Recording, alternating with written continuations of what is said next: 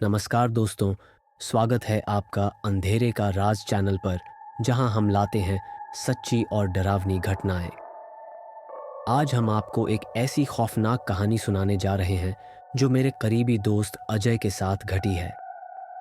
अगर आपको यह कहानी पसंद आई हो और आप ऐसी और कहानियों से जुड़े रहना चाहते हैं, तो हमारे चैनल को सब्सक्राइब करें, कमेंट करें और बताएं अगर आपके पास भी कोई डरावनी कहानी हो। तो बिना देर किए आइए जानते हैं अजय की डरावनी और असली कहानी। अजय एक मध्यम वर्गीय परिवार का लड़का था जो अपने सपनों को पूरा करने के लिए एक बड़े शहर में नौकरी करने गया था। ये शहर अजय के लिए नया था, लेकिन यहाँ की चमक धमक उसे आकर्षित कर रही थी। वह एक कंपनी में अकाउंटेंट की नौकरी कर रहा था और अपने काम से संतुष्ट था। शहर में शुरुआती दिन कठिन थे, लेकिन धीरे धीरे अजय वहाँ के माहौल में ढलने लगा। उसने एक छोटे से किराए के कमरे में रहना शुरू किया जो एक पुराने इलाके में था। मकान मालिक एक बुजुर्ग महिला थी जो ज्यादा बात नहीं करती थी, लेकिन उनकी आंखों में हमेशा एक डर झलकता था, मानो वे किसी अनदेखे खतरे से डरी हुई हों। एक रात अजय अपने कमरे से बाहर निकला और पास के एक ढाबे पर खाना खाने गया। वहां उसकी नज़र एक लड़की पर पड़ी जो कोने की टेबल पर अकेली बैठी थी। वह सफ़ेद सलवार सूट पहने थी और उसके लंबे काले बाल उसकी पीठ पर बिखरे हुए थे। उसकी आंखों में एक अजीब सी उदासी थी, लेकिन साथ ही कुछ ऐसा था जो किसी को भी उसकी ओर खींच सकता था। अजय ने हिम्मत जुटाकर उससे बात करने की कोशिश की। हाय, मैं अजय हूँ, तुम यहाँ अकेली बैठी हो? लड़की ने धीरे से मुस्कुराकर जवाब दिया। तुमसे क्या मतलब? अजय को यह जवाब अजीब लगा, लेकिन उसने हंसकर कहा, बस यूं ही, मैंने तुम्हें यहाँ कई बार देखा है, तुम हमेशा अकेली क्यों होती हो? लड़की ने कोई जवाब नहीं दिया, बस उसकी आंखों में गहरी रहस्यमयी चमक आई और उसने धीरे से कहा, शायद मैं किसी का इंतजार कर रही हूँ, या शायद कोई मेरा इंतजार कर रहा है। अजय को उसकी बातें समझ नहीं आईं, लेकिन उसमें कुछ ऐसा था जो उसे रहस्यमयी और अलग बनाता था। उस रात जब अजय अपने कमरे में लौटा तो उसे लगा कि कोई उसे देख रहा है। कमरे की खिड़की के बाहर हल्की हवा चल रही थी, लेकिन पर्दे के पीछे से किसी के खड़े होने का एहसास हो रहा था। उसने धीरे से पर्दा हटाया, लेकिन वहां कोई नहीं था। उसे लगा कि शायद यह उसका भ्रम होगा, लेकिन जब वह सोने के लिए लेटा तो उसे लगा जैसे किसी ने उसके कान में फुसफुसाकर कहा, तुमने मुझे बुलाया है, अब मैं आ गई हूं। अजय झटके से उठ बैठा। पसीने से लथपथ उसने कमरे की चारों ओर नजर दौड़ाई, लेकिन वहां कोई नहीं था। लेकिन तभी उसकी आंखें दरवाजे की ओर गईं। वह धीरे धीरे अपने आप खुल रहा था। अगले भाग में अजय की जिंदगी में नेहा का प्रवेश और धीरे धीरे बढ़ता रहस्य। अजय ने दरवाजे को धीरे धीरे खुलते देखा तो उसका पूरा शरीर सिहर उठा। कमरे में हल्का अंधेरा था और बाहर से आती हल्की स्ट्रीट लाइट की रोशनी से सिर्फ परछाइयां दिख रही थीं। उसने हिम्मत जुटाकर उठकर दरवाजा पूरा खोला, लेकिन बाहर कोई नहीं था। उसने सोचा कि शायद हवा के कारण दरवाजा खुल गया होगा। उसने पानी पिया और खुद को समझाया कि यह उसका भ्रम था, लेकिन जब उसने अपनी खिड़की की ओर देखा तो उसके दिल की धड़कन तेज हो गई। वहां कोई खड़ा था, एक सफेद परछाई जो धीमे धीमे गायब हो रही थी। अजय ने झटके से खिड़की खोली और बाहर झांका, लेकिन वहां कुछ नहीं था। उसके रोंगटे खड़े हो गए। उसे लगा कि शायद वह ज्यादा थका हुआ है और यह सब उसका वहम है। वह किसी तरह सोने की कोशिश करने लगा। अगली शाम अजय फिर से उसी ढाबे पर गया और उसे वही लड़की दिखी। इस बार उसने पहले मुस्कुराकर अजय को देखा। तुम फिर आ गए? उसने पूछा। अजय ने हंसते हुए कहा, हाँ, शायद अब तुम्हें अकेलापन महसूस ना हो। लड़की मुस्कुराई और धीरे से बोली, शायद। अजय ने अपना नाम बताया और लड़की ने कहा कि उसका नाम नेहा है। लेकिन जब उसने अपने बारे में ज्यादा कुछ पूछा तो उसने कोई साफ जवाब नहीं दिया। तुम कहाँ रहती हो? यहीं आसपास। कोई परिवार? कभी था, अब नहीं। अजय को उसके जवाबों में कुछ अजीब लगा, लेकिन उसने ज्यादा नहीं सोचा। वह नेहा से आकर्षित महसूस करने लगा था। अजय अब नेहा से रोज मिलने लगा, लेकिन जितना वह उससे जुड़ने लगा उतना ही अजीब घटनाएं बढ़ने लगीं। एक रात जब अजय अपने कमरे में सो रहा था तो अचानक उसे लगा कि कोई उसके बेड के पास खड़ा है। उसकी आंखें झटके से खुल गईं। सामने एक सफ़ेद साया खड़ा था। वह चीखने ही वाला था कि वह परछाई अचानक खिड़की की ओर बढ़ी और गायब हो गई। अजय बुरी तरह डर गया। उसने लाइट जलाई और पूरी रात सो नहीं पाया। उसे लगने लगा कि शायद यह सब नेहा से मिलने के बाद ही हो रहा है। क्या यह सिर्फ एक संयोग था या कोई अज्ञात ताकत उसे घेर रही थी? अगले दिन अजय ने नेहा से इस बारे में बात करने की कोशिश की। नेहा, क्या तुम्हें कभी ऐसा महसूस हुआ है कि कोई तुम्हें देख रहा हो, कोई परछाई तुम्हारा पीछा कर रही हो? नेहा थोड़ी देर चुप रही, फिर मुस्कुराकर बोली, कभी कभी जो हमें दिखता है वह असल में हमारे साथ ही होता है, बस हमें महसूस नहीं होता। अजय को यह जवाब सुनकर अजीब लगा। वह कुछ और पूछता, इससे पहले ही नेहा ने कहा, अजय, क्या तुम मुझसे शादी करोगे? अजय चौंक गया। यह सवाल बहुत अचानक था। वह नेहा को पसंद करता था, लेकिन इतना जल्दी शादी का सवाल? उसने थोड़ा हिचकिचाते हुए कहा, लेकिन नेहा, हम अभी अभी मिले हैं। नेहा की आंखों में अजीब सी उदासी छा गई। उसने धीरे से कहा, अगर तुम मुझसे शादी नहीं करोगे तो मैं हमेशा के लिए चली जाऊंगी। अजय को उसकी बात अजीब लगी, लेकिन न जाने क्यों उसे नेहा को खोने का डर सताने लगा। ठीक है, लेकिन पहले हमें मेरे घर वालों से मिलना होगा। नेहा के होंठों पर हल्की मुस्कान आई, लेकिन उसकी आंखों में कुछ ऐसा था जिसे अजय उस वक्त समझ नहीं पाया। अजय ने आखिरकार फैसला कर लिया कि वह नेहा को अपने घर ले जाएगा और अपने माता पिता से शादी की बात करेगा। लेकिन जब उसने यह बात अपनी माँ को फोन पर बताई तो माँ की आवाज में चिंता झलक रही थी। बेटा, तुम इतने जल्दबाजी में फैसला क्यों ले रहे हो? अजय ने समझाने की कोशिश की। माँ, मैं उसे पसंद करता हूँ। तुम बस एक बार उससे मिल लो, फिर जो भी तुम्हारा फैसला होगा मैं मान लूंगा। माँ ने गहरी सांस लेते हुए कहा, ठीक है, लेकिन मुझे इस बारे में अच्छा एहसास नहीं हो रहा है। अजय ने नेहा को यह बात बताई और वह बिना किसी हिचक के उसके साथ चलने को तैयार हो गई। अजय अपने शहर से गांव की ओर निकल पड़ा। सफर के दौरान नेहा ज्यादा कुछ नहीं बोल रही थी। वह बस खिड़की से बाहर देख रही थी, जैसे किसी गहरी सोच में हो। जैसे ही वे गांव पहुंचे, अजय के घर के पास कुछ पड़ोसियों ने उसे देखा और स्वागत किया। लेकिन जब उन्होंने नेहा को देखा तो उनके चेहरे पर अजीब सी परेशानी दिखी। अजय, ये लड़की कौन है? एक बुजुर्ग औरत ने पूछा। यह मेरी होने वाली पत्नी है, नेहा। बुजुर्ग महिला ने नेहा को गौर से देखा और फिर धीरे से बोली, बेटा, यह लड़की तुम्हारे लिए ठीक नहीं है। अजय को यह बात अजीब लगी। आप ऐसा क्यों कह रही हैं चाची? वह कुछ कहने ही वाली थी कि तभी नेहा हल्की मुस्कान के साथ बोली, शायद ये मुझे ठीक से जानती नहीं है। अजय की माँ और पिता ने जैसे ही नेहा को देखा, उनका चेहरा फीका पड़ गया। माँ ने अजय को एक तरफ ले जाकर धीरे से कहा, बेटा, मुझे ये लड़की पसंद नहीं। इसकी आंखों में अजीब सी ठंडक है, जैसे इसमें कोई जान ही नहीं हो। अजय ने माँ की चिंता को नज़रअंदाज करते हुए कहा, माँ, तुम इसे ठीक से जानती भी नहीं हो, बस एक मौका दो। नेहा को घर के एक कमरे में ठहराया गया। अजय को लगा कि माँ पापा धीरे धीरे उसे स्वीकार कर लेंगे, लेकिन रात होते ही अजीब घटनाएं शुरू हो गईं। रात के करीब 2 बजे माँ को ऐसा महसूस हुआ जैसे कोई उनके कमरे के बाहर चल रहा हो। जब उन्होंने दरवाज़ा खोला तो वहाँ कोई नहीं था, लेकिन जैसे ही वे मुड़ी तो उन्हें लगा कि नेहा की परछाई दीवार पर थी, हालांकि वहाँ कोई खड़ा नहीं था। माँ ने धीरे धीरे पिता को जगाया। मुझे इस लड़की के साथ कुछ गलत लग रहा है। अगले ही पल खिड़की से अचानक एक झोर की हवा चली और दरवाज़ा अपने आप बंद हो गया। सुबह होते ही माँ ने अजय से कहा, बेटा, हमें इस लड़की के बारे में और जानने की ज़रूरत है। अजय को भी पिछली रात की घटनाएं थोड़ी अजीब लगी थीं, लेकिन वह खुद को समझा रहा था कि यह सब उसका वहम है। माँ ने एक पुराने पंडित जी को बुलाने का फैसला किया, जो गांव में तांत्रिक शक्तियों के बारे में जानते थे। पंडित जी जब घर पहुंचे तो उन्होंने नेहा को देखते ही कहा, यह लड़की इंसान नहीं है। अजय चौंक गया। क्या बकवास कर रहे हैं आप? पंडित जी ने गहरी आवाज में कहा, अगर तुम इस लड़की से शादी करोगे तो तुम्हारा पूरा परिवार खत्म हो जाएगा।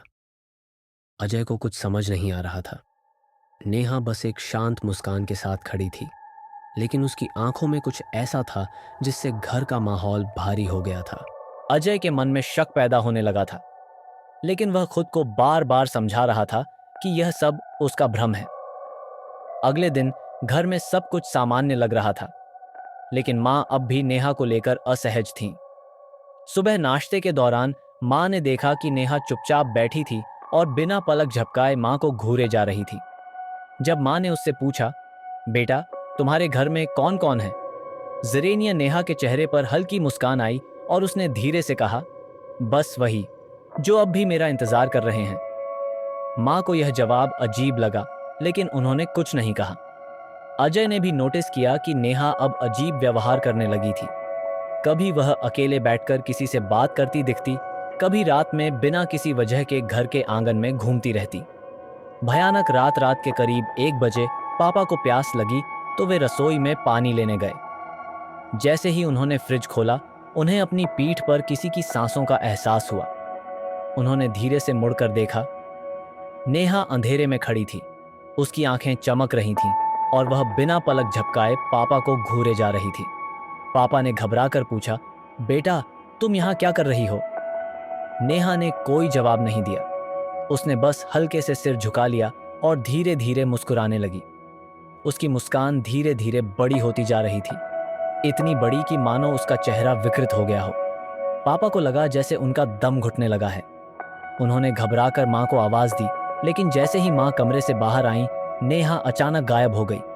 पापा पसीने से लथपथ थे। यह लड़की इंसान नहीं है। पंडित जी की वापसी सुबह होते ही पापा ने अजय से कहा, या तो यह लड़की जाएगी या फिर हम। अजय अब भी मानने को तैयार नहीं था, लेकिन जब माँ ने पिछली रात की घटना के बारे में बताया तो वह भी डर गया। आखिरकार माँ ने फिर से पंडित जी को बुलाया। पंडित जी जब घर पहुंचे तो उन्होंने घर में घुसते ही माथे पर तिलक लगाया और गंगा जल का छिड़काव किया। अब बहुत देर हो चुकी है। इस घर में एक बहुत बुरी शक्ति प्रवेश कर चुकी है। अजय घबराकर बोला, क्या आप पक्का कह सकते हैं कि नेहा कोई आत्मा है?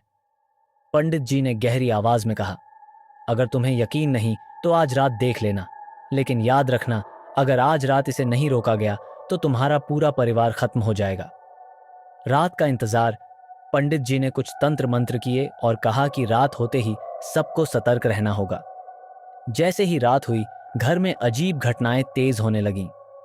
खिड़कियां अपने आप खुलने बंद होने लगीं, दीवारों पर अजीब छायाएं दिखने लगीं और पूरे घर में अंधेरा और ठंडक बढ़ने लगी। अजय अपने कमरे में बैठा था कि तभी अचानक नेहा उसके पास आ गई। उसकी आंखें पूरी तरह काली हो चुकी थीं और उसकी मुस्कान भयानक थी। अजय, तुमने मुझे अपने घर बुलाया, लेकिन अब तुम मुझे निकालना चाहते हो? अजय ने डरते हुए कहा। नेहा, तुम कौन हो? नेहा ने हंसते हुए कहा, अब तो तुम्हें पता चल ही जाएगा। तभी अचानक पंडित जी ने गंगा जल छिड़का और नेहा जोर से चिल्लाने लगी। उसकी चीख इतनी भयानक थी कि पूरा घर कांप उठा। मुझे मत भगाओ, ये घर अब मेरा है। जैसे ही पंडित जी ने गंगा जल छिड़का, नेहा जोर से चीखने लगी। उसकी चीख इतनी भयानक थी कि माँ पापा डर के मारे एक कोने में सिमट गए। अजय के कान सुन्न होने लगे थे। नेहा जमीन पर गिर गई। उसका पूरा शरीर कांप रहा था, लेकिन अगले ही पल उसने धीरे धीरे सिर उठाया और उसकी आंखें काली हो चुकी थीं। तुम लोग मुझे यहां से नहीं निकाल सकते। पंडित जी ने मंत्रोच्चारण तेज कर दिया। घर में रखी चीजें इधर उधर गिरने लगीं। दरवाजे अपने आप जोर जोर से खुलने बंद होने लगे। अचानक नेहा की हंसी गूंजने लगी। ये हंसी इंसानों जैसी नहीं थी, ये गहरी, खौफनाक और शैतानी थी। अजय, क्या तुम मुझे छोड़ दोगे? अजय की आंखों में आंसू आ गए। वह इस कड़वे सच को स्वीकार नहीं कर पा रहा था। नेहा, तुम कौन हो? सच बताओ। नेहा धीरे से मुस्कुराई और बोली, मैं वही हूं जिसे तुमने प्यार किया, लेकिन मैं कभी इंसान नहीं थी। पंडित जी ने गंगा जल का और छिड़काव किया, जिससे नेहा की चीखें और तेज हो गईं। उसने दीवार की ओर मुंह करके जोर जोर से कुछ बड़बड़ाना शुरू कर दिया। तभी अचानक घर की सभी लाइटें बंद हो गईं। पूरा घर अंधेरे में डूब गया। अजय ने माँ पापा की ओर देखा। वे एक कोने में दुबक गए थे। पंडित जी ने मोमबत्ती जलाई और बोले, यह आत्मा बहुत पुरानी और खतरनाक है। ये किसी भी हाल में इस घर को नहीं छोड़ेगी। अजय की आंखों में सवाल थे। नेहा की सच्चाई क्या है? पंडित जी ने गहरी आवाज में कहा, यह लड़की अब इंसान नहीं है, बल्कि एक भटकती आत्मा है जो सदियों से अपने लिए एक नया शरीर ढूंढ रही थी। इसे तुम्हारा प्यार मिला और अब यह तुम्हें कभी छोड़ना नहीं चाहती। तभी अचानक नेहा जमीन से ऊपर उठने लगी। उसका शरीर हवा में लटक रहा था। उसके बाल बिखर गए थे। उसकी आंखों से काले आंसू बह रहे थे। मैंने तुम्हें चुना था अजय, तुम मेरे हो। अजय डर के मारे पीछे हटने लगा। मां जोर से चिल्लाई, हमें इसे रोकना होगा। पंडित जी ने आखिरी उपाय के रूप में एक तांत्रिक यंत्र निकाला और उसे जमीन पर रखकर मंत्र पढ़ने लगे। घर में भयंकर आंधी चलने लगी। नेहा अब पूरी तरह से अपने असली रूप में आ चुकी थी। उसका चेहरा विकृत हो चुका था। उसकी उंगलियां लंबी और नुकीली हो गई थीं। अजय कांपते हुए बोला, नेहा, तुम मुझे छोड़ दो। नेहा जोर से चिल्लाई, तुमने मुझे अपनाया था, अब तुम मुझसे पीछा नहीं छुड़ा सकते। पंडित जी ने अंतिम मंत्र पढ़ा और गंगा जल का पूरा कलश नेहा पर फेंक दिया। नेहा की भयानक चीखों से पूरा घर गूंज उठा। वह जमीन पर गिर गई। उसका शरीर जलने लगा और उसकी आत्मा भयंकर पीड़ा में छटपटाने लगी। नहीं, मैं वापस नहीं जाऊंगी, मुझे जीना है। लेकिन उसकी आवाज धीमी पड़ने लगी। उसके शरीर से काला धुआं निकलने लगा और धीरे धीरे वह राख में बदल गई। पूरा घर शांति में डूब गया। अजय जमीन पर गिर पड़ा। उसकी आंखों से आंसू बह रहे थे। वह अब भी विश्वास नहीं कर पा रहा था कि जिसे उसने प्यार किया था वह इंसान नहीं, बल्कि एक बुरी आत्मा थी। माँ पापा ने उसे गले लगाया। पंडित जी ने गहरी सांस लेते हुए कहा, यह आत्मा बहुत शक्तिशाली थी, लेकिन अब यह खत्म हो चुकी है। लेकिन जैसे ही पंडित जी जाने लगे, उन्होंने एक पल के लिए रुका और पीछे देखा। अंधेरे कोने में एक परछाई हिल रही थी। क्या नेहा सच में खत्म हो चुकी थी, या वह अब भी अजय के आसपास थी? नेहा की राख अभी भी जमीन पर पड़ी थी। घर में सब कुछ शांत था, लेकिन अजय के दिल में एक अजीब बेचैनी थी। पंडित जी ने अंतिम मंत्र पढ़कर कहा, अब सब ठीक है, यह आत्मा मुक्त हो गई है।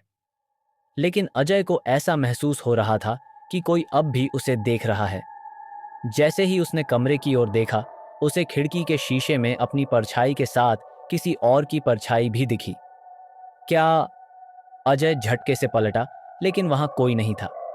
पंडित जी जाने से पहले बोले, अगर तुम्हें फिर से कुछ भी अजीब लगे तो तुरंत मुझे बुलाना। यह आत्मा बहुत शक्तिशाली थी और कई बार ऐसी आत्माएं पूरी तरह खत्म नहीं होती। अजय ने गहरी सांस ली और खुद को समझाने लगा कि अब सब कुछ खत्म हो चुका है। लेकिन क्या सच में? अगले कुछ दिनों तक सब कुछ सामान्य लगने लगा। अजय ने धीरे धीरे अपनी जिंदगी को फिर से संभालना शुरू किया, लेकिन फिर से अजीब घटनाएं होने लगीं। रात में अजय को कभी कभी ऐसा लगता कि कोई उसके कमरे के दरवाजे के पास खड़ा है। कभी कभी उसे नेहा की धीमी हंसी सुनाई देती, जो हवा में गूंजती थी। एक रात जब वह सो रहा था, उसे महसूस हुआ कि कोई उसके कान के पास फुसफुसा रहा है, तुमने सोचा कि मैं चली गई? अजय का दिल जोर से धड़कने लगा। उसने झटके से आंखें खोलीं, लेकिन कमरे में कोई नहीं था। लेकिन जैसे ही उसने सामने देखा, दीवार पर खून से लिखा था, मैं अब भी तुम्हारे साथ हूं। अजय अब पूरी तरह डर चुका था। उसने माँ पापा को यह सब बताया, लेकिन उन्होंने उसे समझाया कि यह सिर्फ उसका भ्रम हो सकता है। लेकिन अगले दिन जब माँ रसोई में थीं, उन्होंने महसूस किया कि कोई उनके ठीक पीछे खड़ा है। उन्होंने पलटकर देखा, उनका चेहरा सफेद पड़ गया। उनकी चीख निकलने ही वाली थी कि नेहा अचानक गायब हो गई। माँ कांपते हुए कमरे में भागीं और चिल्लाईं, अजय, वो वापस आ गई है। अजय अब घबराने लगा था। उसने तुरंत पंडित जी को फोन किया। पंडित जी ने फोन पर ही कहा, मैंने कहा था कि यह आत्मा इतनी आसानी से नहीं मरेगी। मुझे लगता है कि इसने तुम्हारे ऊपर कोई निशान छोड़ दिया है। अजय हड़बड़ाकर बोला, निशान? क्या मतलब? पंडित जी गंभीर आवाज में बोले, इस आत्मा ने तुम्हें अपना बना लिया है। जब तुमने उसे अपने घर बुलाया, तब उसने तुम्हारी आत्मा पर कब्जा कर लिया। अब वह तुम्हें कभी छोड़कर नहीं जाएगी। अजय के हाथ पैर ठंडे पड़ गए। तभी लाइट झपकने लगी और दरवाजे अपने आप जोर जोर से खुलने लगे। माँ पापा डर के मारे कोने में खड़े थे। अचानक अजय को ऐसा लगा जैसे कोई उसकी गर्दन को दबा रहा हो, लेकिन कोई दिख नहीं रहा था।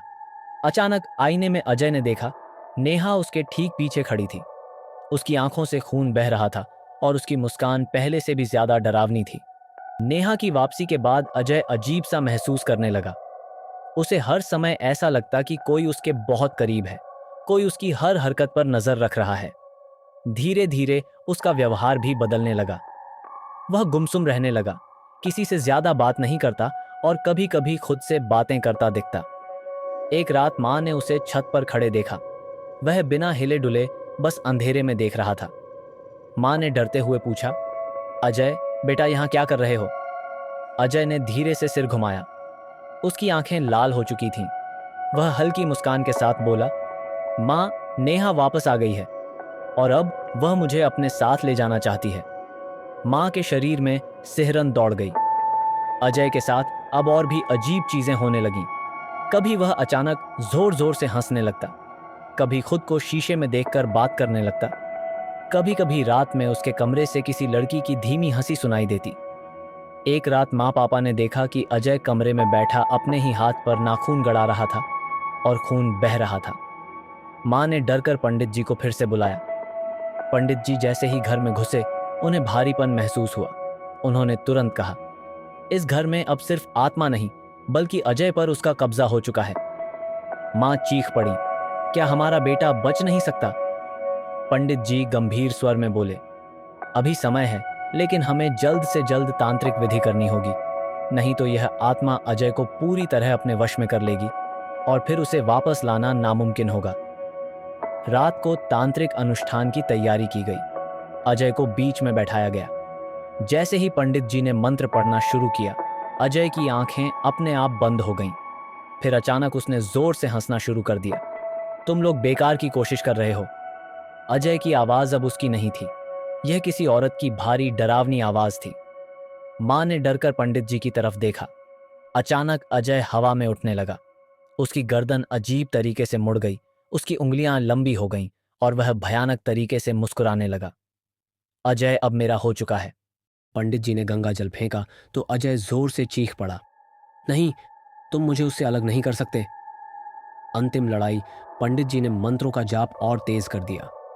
घर की दीवारों पर दरारें पड़ने लगीं, खिड़कियां जोर जोर से हिलने लगीं। अजय अब पूरी तरह काले धुएं से घिर चुका था। नेहा, अजय को छोड़ दो, नेहा की आत्मा जोर से चीखने लगी। अगर मैं इसे नहीं पा सकती तो कोई नहीं पाएगा। अचानक एक भयानक झटके के साथ अजय जमीन पर गिर पड़ा। उसके शरीर से काला धुआं निकलने लगा और एक चीख के साथ वह आत्मा गायब हो गई। अजय की आंखें खुली। वह बहुत कमजोर लग रहा था। माँ पापा उसे गले लगाकर रो पड़े। पंडित जी ने राहत की सांस ली और बोले, यह आत्मा बहुत जिद्दी थी, लेकिन अब यह हमेशा के लिए खत्म हो चुकी है। सबने राहत की सांस ली, लेकिन जब सब कुछ शांत हुआ तो पंडित जी ने देखा कि आईने में हल्की सी परछाई अब भी हिल रही थी। क्या नेहा सच में गई थी या वह अब भी अजय के आसपास थी? अजय और उसके परिवार के लिए कुछ समय तक सब कुछ शांत रहा। वे फिर से सामान्य जिंदगी जीने लगे, जैसे कि कुछ हुआ ही नहीं था। लेकिन एक अजीब सी बेचैनी थी जो हर किसी को अंदर से खाए जा रही थी। एक रात अजय अपने कमरे में बैठा था और अचानक उसे महसूस हुआ कि उसके कमरे का तापमान बहुत बढ़ गया था। उसने खिड़की खोलने की कोशिश की, लेकिन जैसे ही उसने हाथ बढ़ाया, कमरे की लाइटें अचानक बंद हो गईं। उसने झपकी ली और जैसे ही आंखें खोली, उसने देखा कि आईने में कोई था। नेहा। नेहा की परछाई आईने में दिख रही थी, लेकिन अब वह उस रूप में नहीं थी जैसी वह पहले थी। उसकी आंखें लाल हो चुकी थीं और उसका चेहरा विकृत हो गया था। उसकी त्वचा खिंची हुई थी, जैसे वह एक मृत शरीर हो। तुम मुझे छोड़ नहीं सकते अजय। अजय कांपते हुए पीछे हट गया। उसकी धड़कन तेज हो गई। क्या यह सच में नेहा थी या फिर उसकी आत्मा का नया रूप? अजय ने आवाज दी, माँ, पापा, मदद करो। लेकिन जब तक वे कमरे में पहुंचे, नेहा की परछाई फिर से गायब हो गई थी। अजय ने पंडित जी को फिर से बुलाया और पंडित जी ने बताया, यह आत्मा पूरी तरह से नहीं गई है। वह एक बार फिर से एक नया रूप धारण करने की कोशिश कर रही है। इसका मतलब है कि वह कहीं ना कहीं अभी भी तुम्हारे आसपास है। पंडित जी ने गहरी सांस ली और कहा, इस आत्मा को पूरी तरह से खत्म करने के लिए एक अंतिम अनुष्ठान करना होगा। हमें उस स्थान का पता लगाना होगा जहां से यह आत्मा सबसे पहले जुड़ी थी और वहीं इसका अंत करना होगा। अजय, पंडित जी और कुछ गांव वाले उस स्थान की ओर बढ़े जहां नेहा की आत्मा का कनेक्शन था। ये वही जगह थी जहां नेहा की मौत हुई थी। एक पुराना मंदिर जो अब खंडहर बन चुका था। वह जगह सच में डरावनी थी। पुराने खंडहर में घुसते ही अजय को एक गहरी खामोशी महसूस हुई। यहाँ तक कि हवा भी मानो रुक सी गई थी।